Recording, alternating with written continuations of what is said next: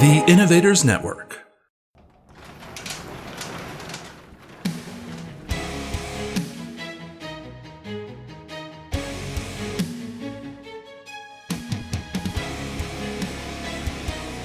This is Killer Innovations, a show about ideas, creativity, and how you can innovate.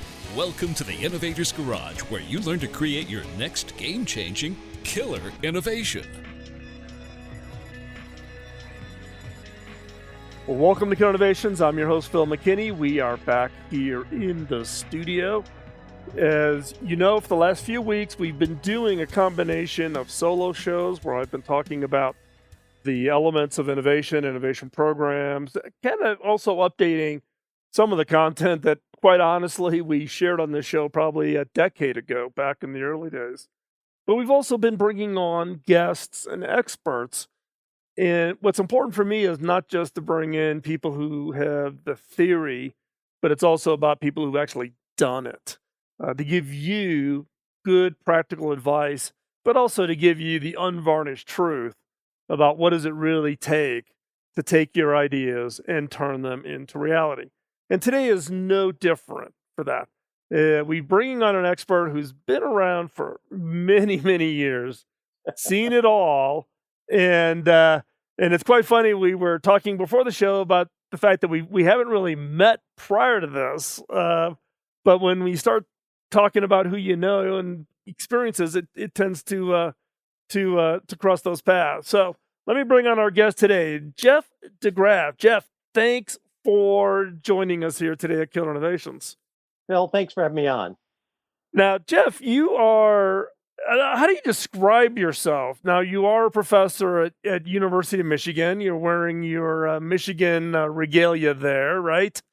Okay, I'm a University of Illinois guy here. Got to be a little, a little careful, It'd be worse if you said you were Notre Dame. Then we'd really have a problem. Yeah. So it's interesting. I think I'm the end of a whole line of what professors used to be. I used to call them pracademics. So in the old days, you were expected to not only write and have a theory and have an NSF grant, you were also expected to be in companies. And so when I was brought to Michigan, I was brought there by Robert Quinn, who, if you know anything about organizational development, C.K. Prahalad, the most famous innovation strategist of the 20th century for sure. So I was around people who did that. It's a little different now. I just leave it at that.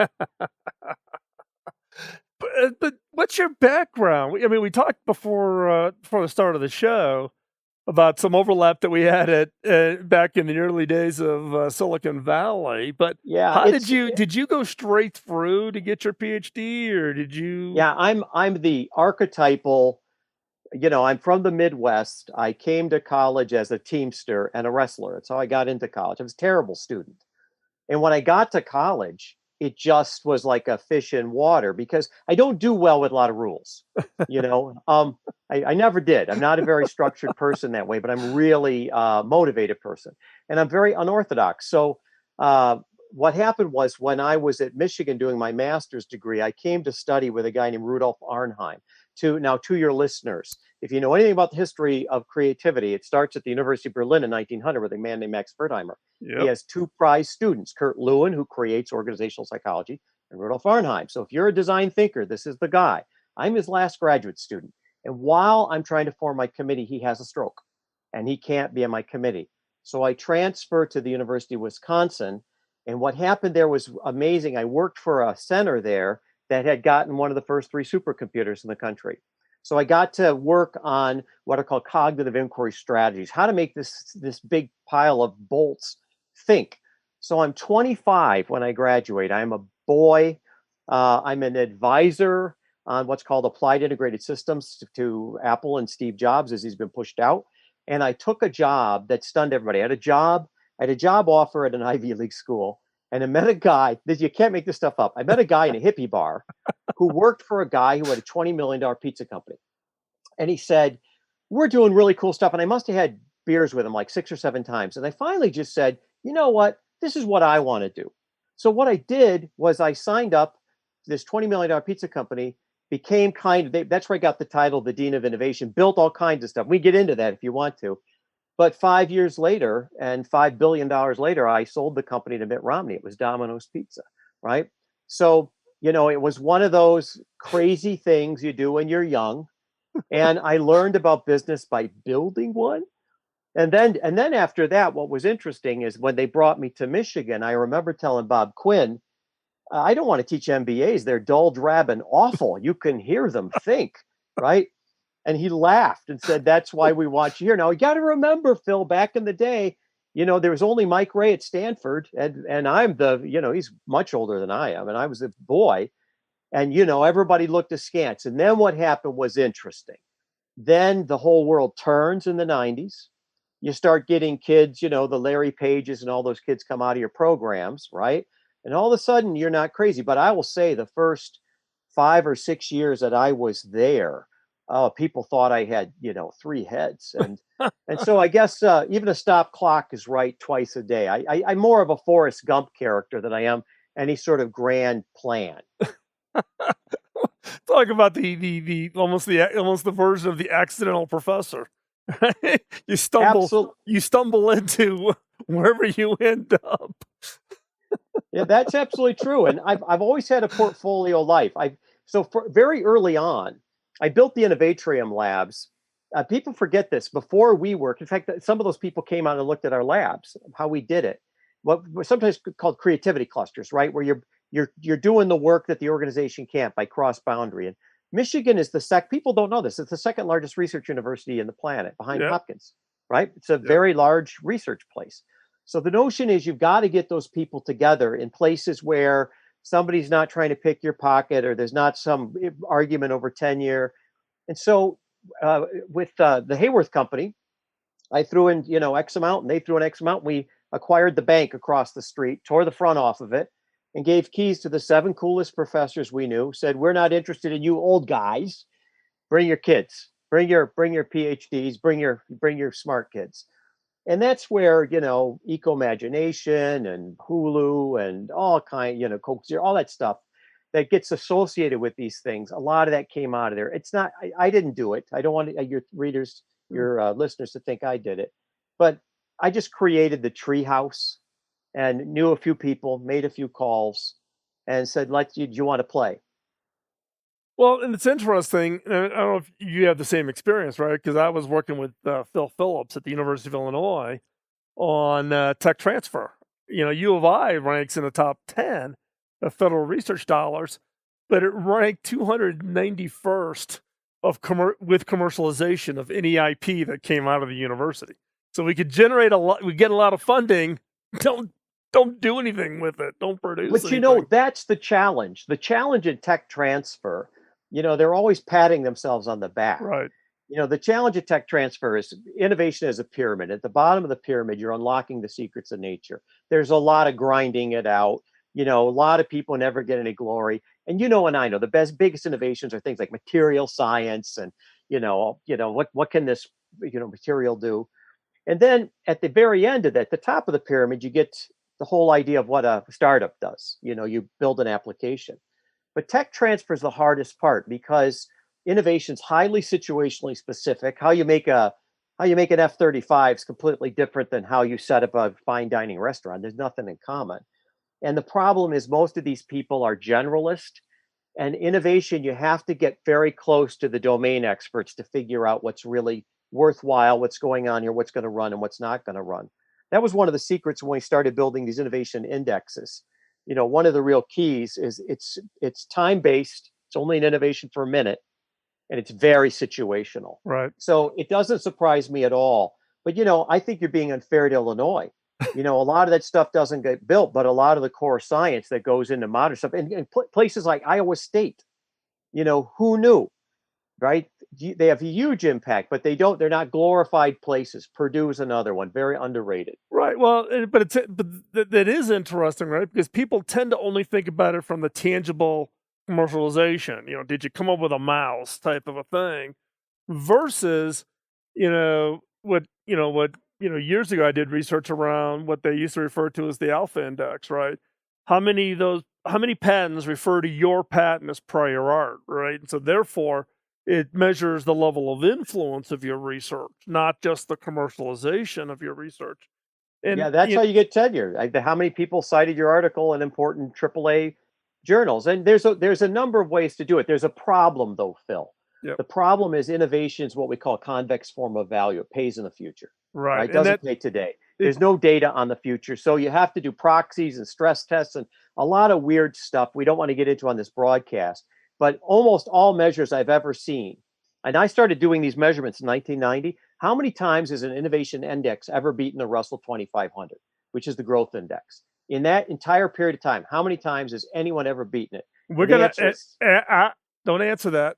We're gonna answer that in the next segment. So okay. don't go anywhere. We're gonna take a quick commercial break. We got to let the advertisers earn their buck here. So don't go anywhere. We'll be right back after this quick, short commercial break.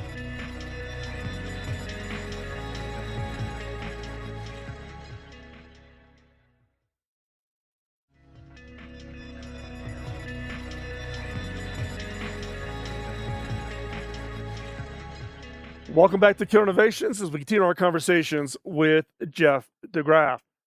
Now, Jeff, you were just about to answer when I cut you off, right? You were asking about these innovation indexes versus the Russell. So what's the answer? How many times have the indexes beat it?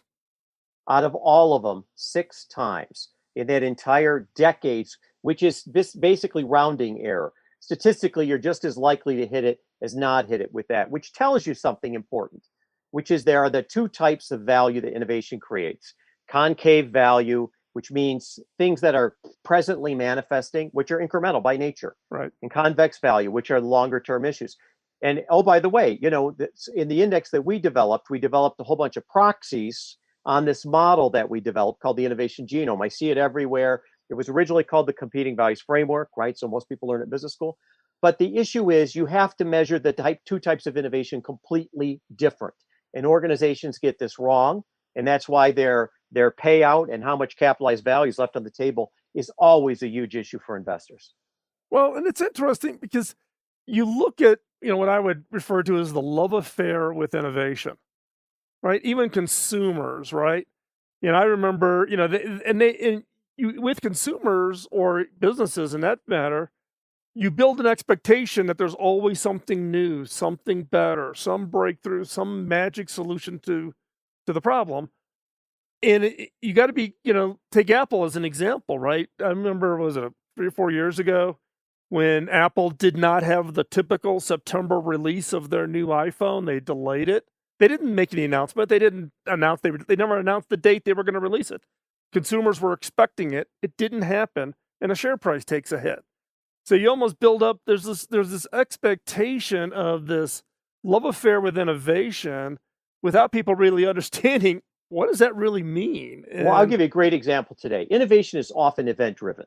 By Right. any objective standard, the United States has completely flubbed it on this virus, right? We are on any objective measurable status, we're the same as Mexico, Brazil, and India right now. Terrible. So that's the story most people are telling. But what's happened is these federations of loose confederations of innovators, Oxford and AstraZeneca, Harvard and Moderna, Michigan Pfizer, Imperial and J&J, with dozens of startups, fintech, the VC community, and all of the sudden, what you're seeing is the development of a vaccine should take 5 to 8.5 years. Now, version 1 is going to be done in 1 year, but let's say a true version is going to be in 2 years. What people miss all the time is that innovation, when it's discontinuous, it not only cannot be assimilated into the old model, stage gating, portfolio, but it actually assumes the old model, right? And this is what we're seeing right now. Education will not be the same after this. Health, Right. the development of drug discovery. So to me, what's interesting is the one thing that you can't do with measures is you can't take into account all the variability of events. Right. And it is because you tend to the consumer only sees the end result.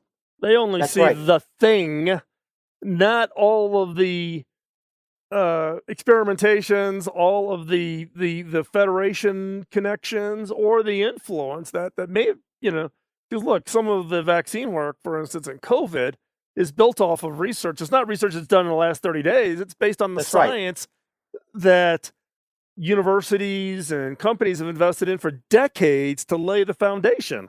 And startups that these big pharmas have had equity positions in for 15 years didn't know what they could do with them. Absolutely true. And in fact, our love of gadgets is distracting. Really big innovations typically happen in things like material science and supply chain and manufacturability. We're going to see that. So people are going to go, oh, we've got a solution in the vaccine. Then you got to figure out how are we going to make 7 billion doses of this stuff and deliver it everywhere. That's a whole different problem. That's way more than design thinking. You got to start looking way down manufacturability here. And that's what big innovation's about. That's what my career's been about. A lot of moving parts. Right. Yeah. And this gets into an interesting question, though, about the encouragement of innovation. How do you create the environment to have those groups and those influences and all those? I mean, you talked about the fact that, what you did at Michigan, but you could also point to things in the past, like the space program and putting the man on the moon and all of the residual things that have come off of that because of that concentration of focus, kind of creates, I don't know, the heat and energy necessary, I guess, to kind of push it out. Fact, I write a lot about what's called the creative power of constructive conflict. So when you start looking into this whole idea, and one of the things happened early in my career, I started noticing that about 20 to 30 places in the United States produced almost all the intellectual property. You were in Palo Alto before. I'm in Ann Arbor. Somebody's in Raleigh-Durham. And what you notice about those places isn't just that they have universities. That's almost a side benefit. What you notice is you drive 30 miles in any direction out of those places and people start looking the same. So there's a real correlation to diversity. And when we start looking at patents awarded, particularly in Silicon Valley, from 2000 to 2010, over half to people who were born in this country or people who are first generation. And that's been a history of our country. We're a heterogeneous country. And that difference creates not alignment, it creates constructive conflict, positive tension, hybrids, new stuff. Yeah, and it does. I mean, and from the standpoint of, I don't know, we're probably close to the same age, given our history and when we were like in the Valley at the same time and that. But do you buy into this concept that the innovations for the young? I don't, but I do have one real challenge for the young. I'm very concerned about a sense of destiny. I'm an old guy. I grew up, I'm born the year after Sputnik goes to space. We grew up with science. We're going to the moon. We're going to lick the commies. We're going to build the net. We did all that. Right. A huge ambition. My concern about the younger people is not their talent. It's that they're so micro-segmented. Look at presidential races. Oh, I want, this, I want this, I want this other thing. There's no common thing to unify them, right? Here's one for your listeners. Fix the environment. We ruined it. We're sorry. We didn't mean to. You're not going to fix it by living in a small house. You're going to fix it by getting that car to get 300 miles to a gallon of water. And that's doable. But you got to have the ambition and a sense of destiny to do it. So that's what I want to encourage. One way to think about this is go back to the space program. And I always use President Kennedy's, what I refer to as BHAG. That really was the unifying, right? Before the end of the decade, we're going to put a man on the moon and we're going to bring them home safely. And it was a rallying cry, right? Well, today's rallying cry is what? Vaccine for COVID, right? It's probably the closest thing. But we don't have those kind of national or global dreams, other than, global warming. Well, you got to, a good BHAG is be clear on the objective, clear definition of success, and give me a time frame. And the only thing better than a hero is a dead hero. The Greeks have a word for it, kleos. How can you not go to the moon after Kennedy was assassinated? Right. So we're on the same page about this. Your goal can't be we're going to stay the most powerful and richest country in the history of the world. Your goal has to be where are we going? We're going to take another quick commercial break, and when we come back, Jeff and I are going to continue the conversation. We have no idea where this is going to go, so don't go anywhere. Be right back after this break.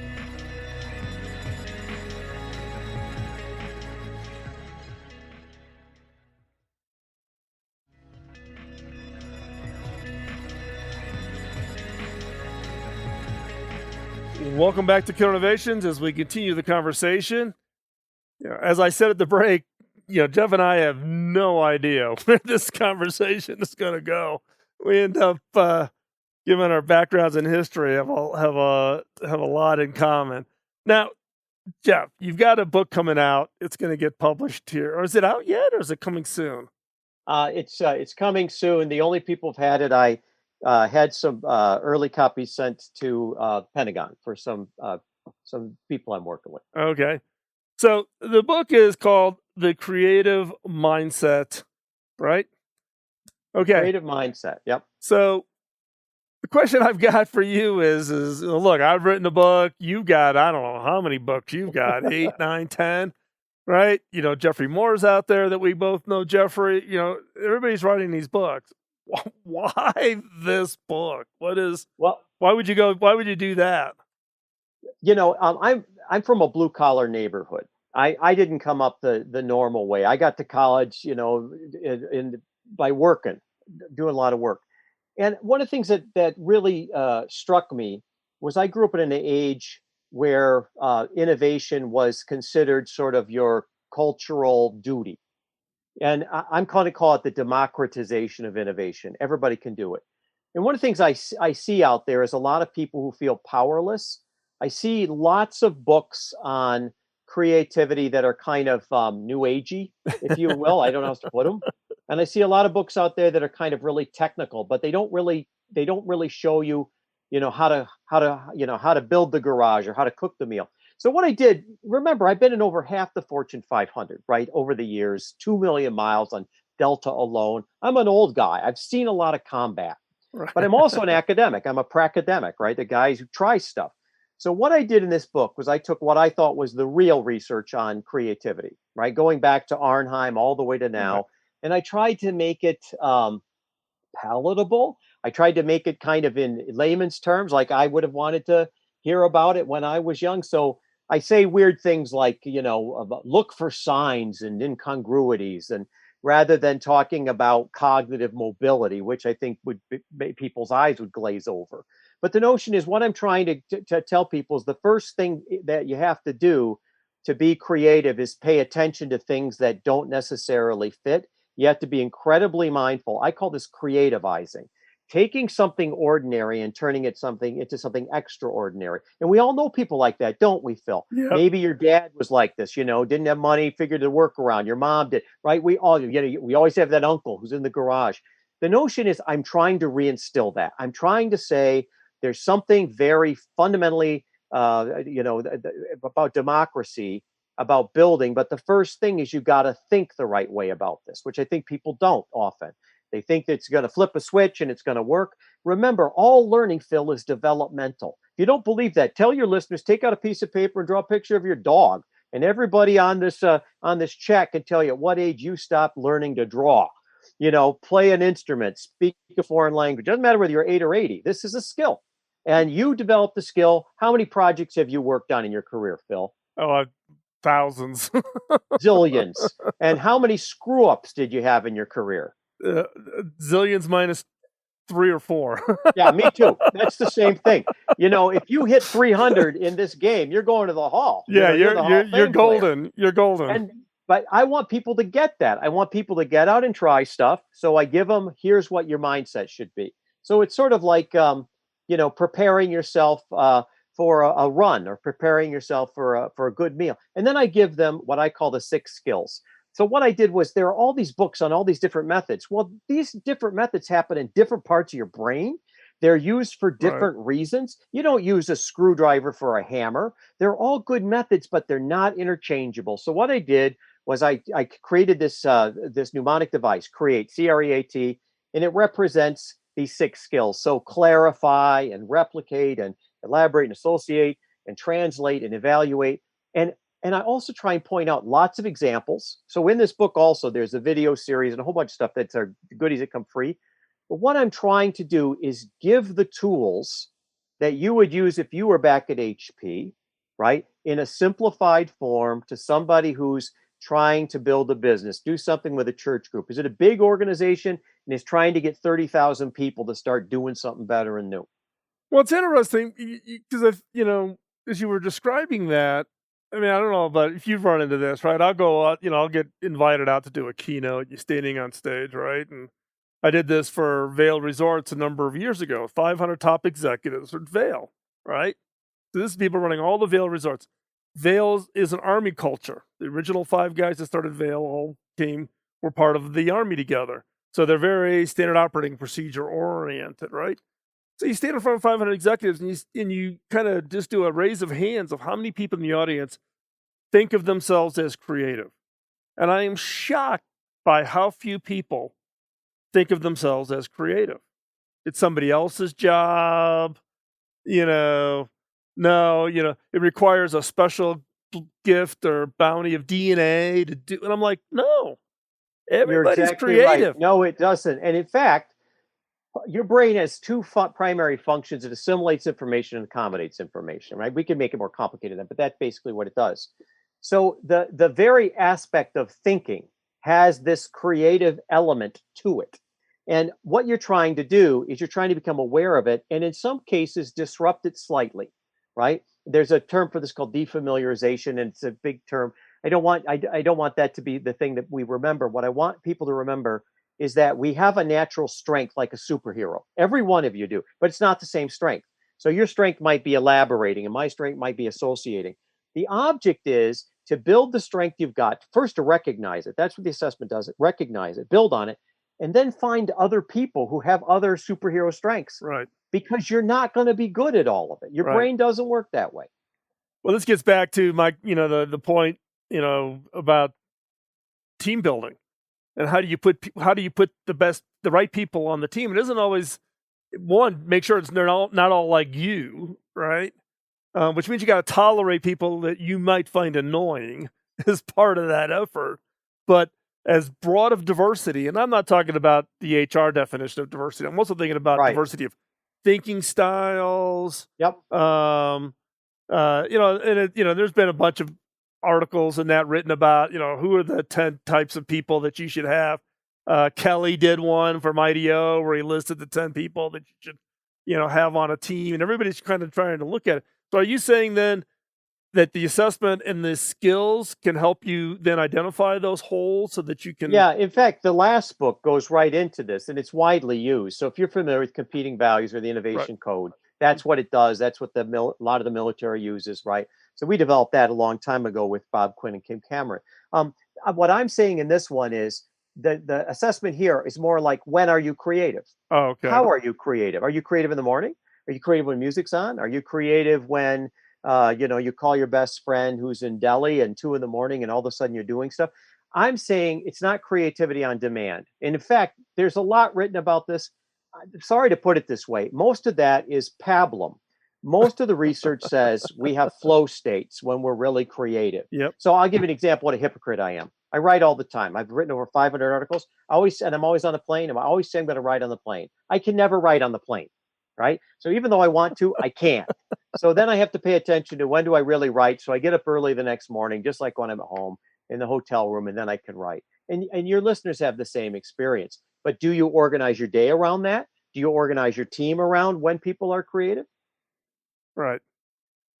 Yeah, flow is turning to be a kind of a hot topic. There's been a couple of recent books written about it, but they all seem to be fairly esoteric as to finding out when you are in flow and to become self-aware. Simple thing I could tell everybody: when you feel like it's effortless and timeless. I used to be a studio guitar player in Chicago, and we get paid under the table in the old days because if there was a union wage, didn't want to pay you, figure out the rest of the records. So we come in around midnight, and some days it just seemed like every minute was an hour, and it was music I didn't like, and then there'd be days where you'd be at somebody's hot record, it'd be music you loved, and the next thing you knew it was 7:30 in the morning. You go out and eat some breakfast. So the notion is flow states are when you're in that state where time is effortless and you feel like it's flown by.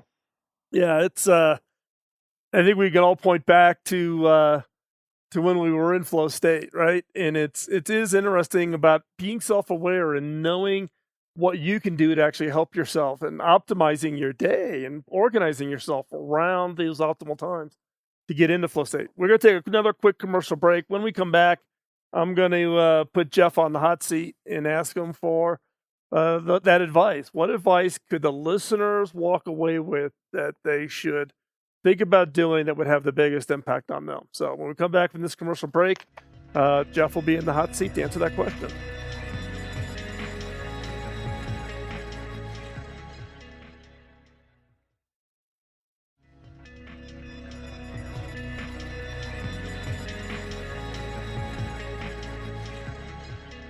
Well, welcome back to Connovations as we wrap up the conversation today with Jeff DeGraff. Now, Jeff, before we get started, your people refer to you as the Dean of Innovation. Give me the 1-minute version history of how you got tagged as the Dean of Innovation.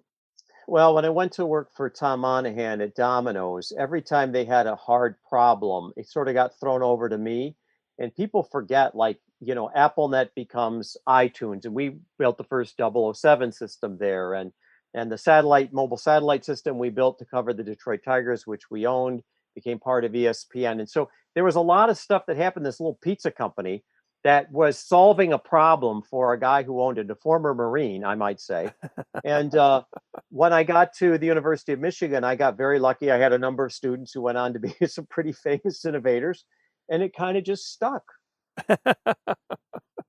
So, this is the wrap up segment for the show. I always put the guests into the hot seat looking for, what's that one or a couple pieces of advice that the listeners can walk away with today and apply and see impact from it.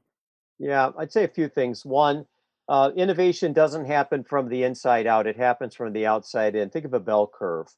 At the edges of the bell curve, it's not the 80-20 rule, it's the 20-80 rule. It's easier to change 20% of a company 80% than it is to change 80% of a company 20%.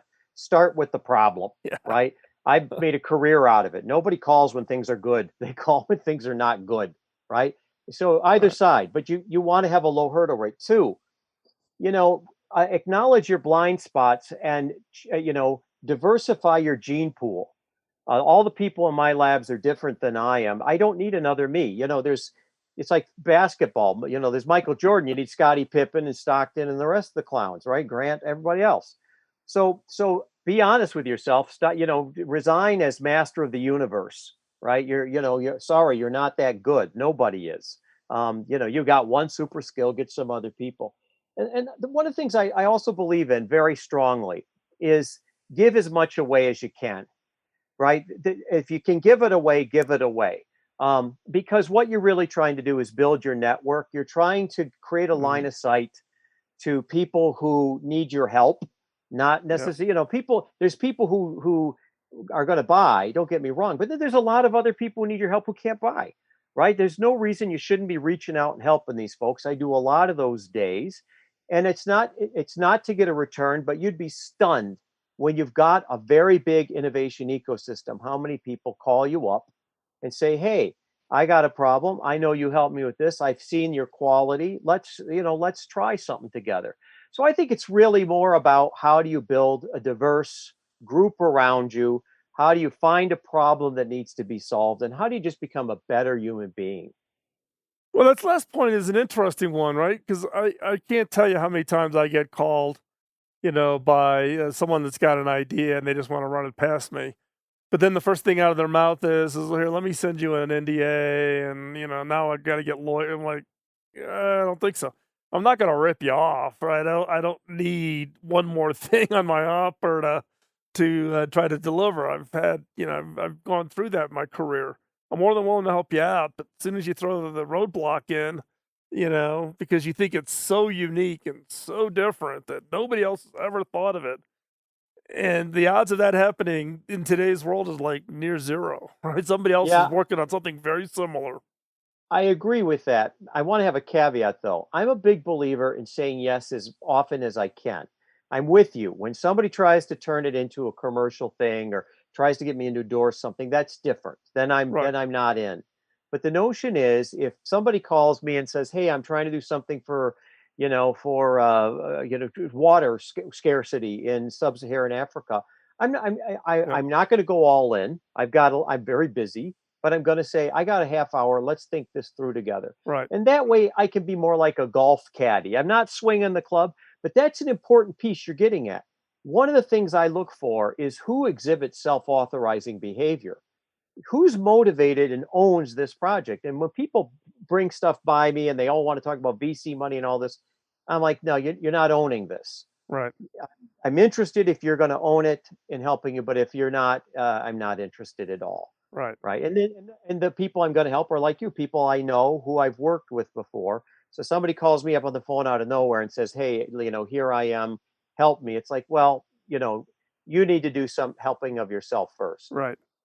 Well, and there's also this attitude that the only way I can be successful is I need to go raise a whole boatload of cash. I just had a conversation with an entrepreneur, on this, where before they would even take the first step, it was like they needed $1.5 million. I'm like, not happening. No, I'm like you. I've been very careful in my career never to take VC money. I've been on a lot of VC panels. I got nothing against VCs. I just am very big that you proof the concept. Show me your quality before you go start looking for money. Show me, and it's been amazing. I've seen people build amazing things out of PVC. I've seen amazing, stuff done in a 2-person wet lab that basically becomes a buffering agent for, drugs that people can't take right. So to me, no, work it out first off Broadway. And then when you come to Broadway, we'll talk about the money. Yeah, great point. Hey, Jeff, if people want to keep track of what you're up to, where's the best place they can follow you? They could do 2 things, jeffdegraff.com, right? And that takes you to all my stuff in the Innovatorium, all the free stuff, the assessments, the whole 9 yards, all the videos. And I'm one of the original LinkedIn influencers, one of the original 25. Jeff DeGraff, Dean of Innovation. You want to see what I'm up to? I write a little piece every Monday, a little sort of provocative piece, and tie a bunch of stuff in, bunch of videos on there as well. And obviously the new book, The Creative Mindset, Mastering the 6 Skills That Empower Innovation. Obviously through that, you'll have access to a whole bunch of stuff as well. Great. Hey, Jeff, and by the way, we'll have all that information on the show notes. So if you're driving in your car, you don't have to try to scratch all this out on a piece of paper. Please. So don't do that. Just hop over to Kill Innovations. We'll have all the links there to find Jeff. Jeff, thanks a lot. Really appreciate you taking the time joining us here on Kill Innovations today. Phil, I had a great time. Thanks for having me on. Thank you. So as we wrap up today's show, thanks for taking the time out of your busy schedule to join us here at Kill Innovations. If you've been a longtime listener, you know the reason why we do this show. It's paying back to my early mentor, Bob Davis, who said I couldn't pay him back. I had to pay it forward, and this is our way of paying it forward. So what I would ask is for you to help me pay it forward by telling others about the show. Give us a ratings over on iTunes and Google and Spotify and iHeart, wherever you find us.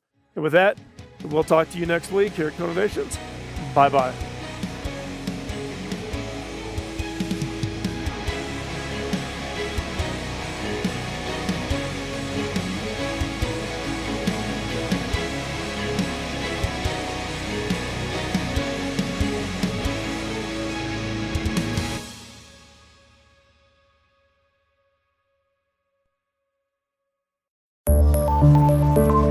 This show is distributed by the Innovators Network.